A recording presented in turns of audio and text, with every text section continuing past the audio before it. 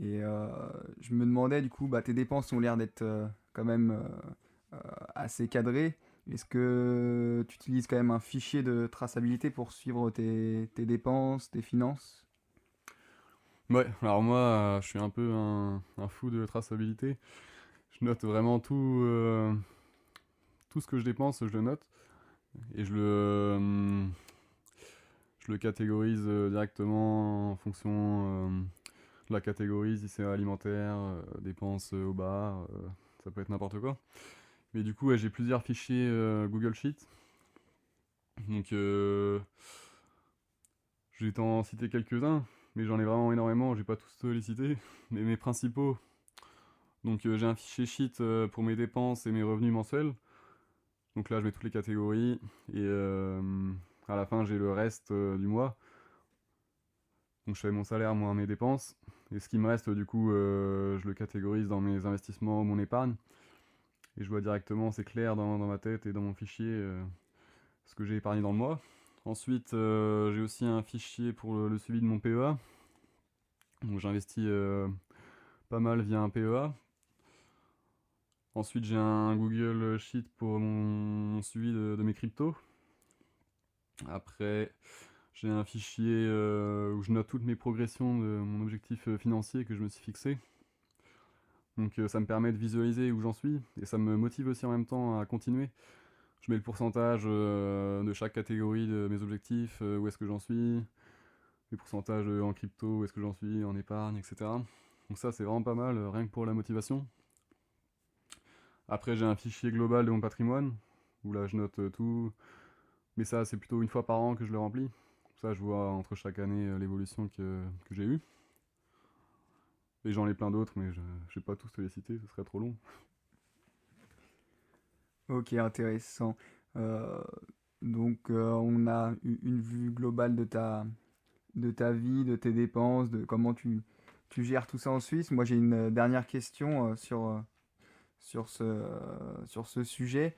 Euh, J'imagine que tu prends un peu de recul sur tout ce qui se passe en France. Et du coup, qu'est-ce que tu penses du contexte politique en France, si tu le compares à la Suisse, et est-ce qu'il influence aujourd'hui, par exemple, ta stratégie d'investissement? Et c'est vrai que le contexte politique en France est assez tendu, on va dire. Il est hyper instable et c'est pas forcément évident pour les investisseurs, justement, qui doivent, entre guillemets, jouer avec des nouvelles règles sans cesse, finalement, notamment en immobilier et plein d'autres secteurs. Donc les gouvernements changent toutes les semaines en ce moment, c'est du grand n'importe quoi. Les décisions, elles sont vraiment ridicules parfois. C'est un peu un sketch, on va dire. Mais aussi, c'est un peu désespérant à la fois. On se demande où on va. Après, moi, j'ai jamais rien attendu de la politique. Ça m'a jamais trop intéressé. Mais j'ai quand même l'impression que ce système politique, au final, ça m'encourage de plus en plus à investir et à prendre mon avenir en main, justement. Parce qu'au final, je sais pas trop à quoi m'attendre dans le futur. Donc autant que je me prenne en main tout seul, notamment pour la retraite. Moi, je pense personnellement que le système par répartition, ça va pas tenir très longtemps. Donc, de mon côté, moi, je me fais une retraite par capitalisation et on verra ce que ça donne dans le futur. Mais au final, ma stratégie au niveau de l'investissement ne change pas. Au niveau de l'immobilier, on verra au niveau de la fiscalité comment ce sera quand je me lancerai dans l'immobilier, justement, pour que j'essaye d'optimiser un maximum. Mais c'est pas ça qui va m'empêcher d'investir non plus en immobilier. En Suisse, je dirais que c'est plus calme, hein, c'est plutôt stable. Mais par contre, c'est loin d'être parfait non plus. Il y a plusieurs points aussi qui sont controversés, on va dire. Donc maintenant, on a une vision globale euh, de, de ta vie actuelle, de ton parcours. Si on en revient à l'investissement, quel a été le déclencheur qui t'a fait penser à l'investissement pour la première fois? Alors moi, c'était dans la période du confinement pendant le Covid. Donc on était enfermés chez nous, on était à longueur de journée sur nos écrans. Donc moi j'ai eu une envie de faire de l'argent avec mon téléphone, on va dire. Et donc la première chose que j'ai tenté, il me semble, que c'était Crowdone. Donc Crowdone, c'était une plateforme où en fait l'objectif c'était de parrainer des gens qui qui à leur tour parrainaient d'autres personnes pour ensuite à chaque fois toucher une commission sur les packs qu'ils achetaient. Globalement c'est ça. Donc j'ai pas mal investi là-dedans, mais le problème c'est que j'ai pas réussi à parrainer assez de personnes, donc j'ai pas vraiment gagné d'argent là-dessus. J'ai plus investi et j'ai pas eu de retour sur investissement vraiment. Mais c'était une expérience intéressante. Je suis content d'avoir tenté, j'ai aucun regret, même si c'était un échec. On passe tous par là de toute manière. Et ensuite, pendant la même période environ, j'ai acheté mes premiers bitcoins du coup en 2020 aussi. Et cette période-là, le bitcoin était à 7 000 euros. Donc c'était assez intéressant. Mais c'était pas dans le but de faire un investissement, c'était plus pour faire une transaction. Donc j'ai pas gardé ce bitcoin là. Donc c'est un peu dommage. Et moi, c'est sûrement assez rare, mais c'est mon père qui m'a ouvert mon PEA et du coup qui m'a lancé en bourse. Donc j'en suis très reconnaissant, je le remercie pour ça. Donc le déclencheur de mon vrai investissement, on va dire que c'était mon père. Et à ce moment-là, c'était plus une stratégie stock picking. Donc ouais, stock picking, tu sélectionnes tes actions en fait, c'est ça? Exactement, ouais. Et ouais, c'est vrai que je pense que c'est une force parce qu'aujourd'hui, t'as pas beaucoup de Français qui investissent en bourse. Donc le fait que ton père était déjà dedans et qu'il t'ait mis directement dedans, c'est quand même une richesse. Et ok, tu nous as parlé de tes premiers investissements. Aujourd'hui, quel est euh, l'investissement qui te fait le plus kiffer et celui que tu trouves aussi peut-être le plus sous-coté? Alors je dirais que ce que je préfère, moi, c'est la crypto. Donc je suis vraiment passionné par ça. C'est un univers très vaste et hyper intéressant. Et c'est un secteur qui évolue très vite. Donc t'as vraiment pas le temps de t'ennuyer. Donc c'est pour ça que la crypto, ça me fait vraiment kiffer. Et aussi, bah, j'adore la volatilité. Alors en crypto, je suis servi là-dessus. Et je pense que grâce à la crypto, tu peux avoir des belles opportunités qui peuvent s'ouvrir. Et les rendements, ils sont vraiment pas comparables avec d'autres investissements. C'est un autre monde. Et j'adore surtout l'analyse technique. Tous les jours, je suis surtout un YouTuber en particulier, Lexamoon Crypto, qui est un super YouTuber, je vous le conseille. En termes d'analyse technique, il m'a appris beaucoup de choses et il m'a vraiment rendu passionné de ça. Et ça fait aussi partie de ma stratégie, du coup, en termes de crypto et de Bitcoin surtout. Ça me permet d'essayer de toujours trouver le meilleur moment pour investir. Et ça, franchement, c'est une super chose. Donc on reviendra sur la crypto dans un second temps.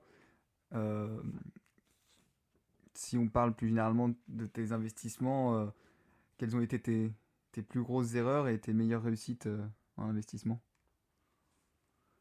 Alors, j'ai juste oublié de te répondre à un investissement sous-coté. Si ça ne te dérange pas, je reprends là-dessus. Donc, Pas de souci. je dirais que les SCPI, ça peut être assez sous-coté. Déjà, je pense que c'est pas très connu, globalement. On parle beaucoup d'immobilier, mais dans l'immobilier, il y a aussi les SCPI, mais ça, peu de monde en parle. Et je pense que ça peut être vraiment intéressant pour diversifier son patrimoine. Donc en général, on est sur des rendements à 5-7% en SCPI. Donc c'est vraiment correct. Et ce qui est intéressant, c'est que tu investis en immobilier, mais de façon vraiment passive. En fait, tu as juste à acheter des SCPI chaque mois, par exemple. Et tu vas avoir un loyer, comme un loyer qui va tomber en fonction de ton montant investi. Et du coup, ça ne demande pas tous les efforts de l'immobilier physique. Après, quand même, l'inconvénient, c'est que c'est très compliqué de de bénéficier de l'effet de levier. C'est possible techniquement de demander à ton banquier un prêt pour faire un investissement SCPI, mais je pense que ce sera compliqué. C'est peut-être ça l'inconvénient aussi des SCPI. Effectivement, je suis un peu d'accord avec toi. Même moi, il y a 2 jours, j'ai conseillé mon père pour les CPI et je pense que ça peut être intéressant dans des stratégies peut-être retraite où t'as pas envie de t'emmerder avec des locataires ou autres. C'est un bon investissement passif. Attention à bien diversifier parce que c'est vrai que si tu mets tous tes œufs dans une SCPI, ça peut être, euh, ça peut être un peu dangereux, mais effectivement, je suis d'accord avec toi.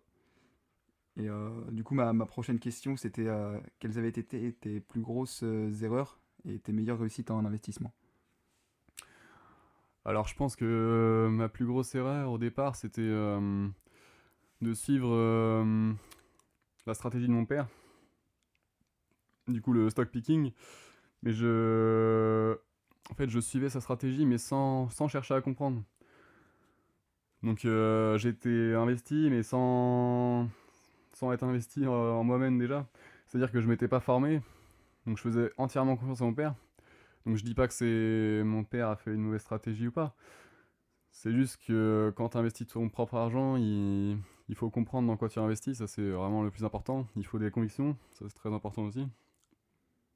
Et là pour le coup, j'étais vraiment à l'aveugle, confiance totale à mon père. Et donc après ça, je me suis vraiment formé et ça m'a fait changer de stratégie. Mais du coup, on va dire que ces erreurs-là m'ont appris quand même pas mal de choses.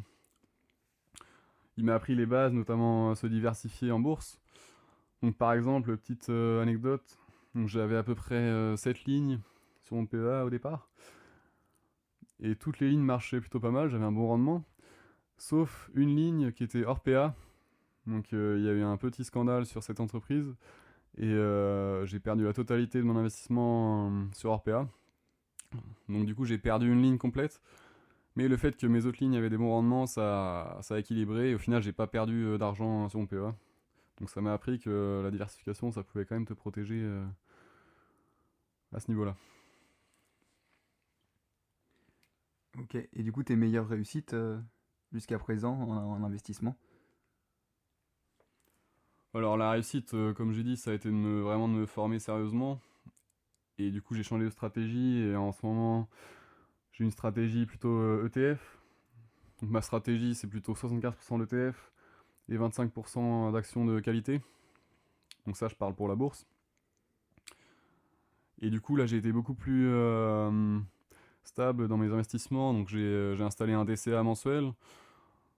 Donc chaque mois, j'investis la même somme en bourse. Donc c'est important aussi d'être régulier.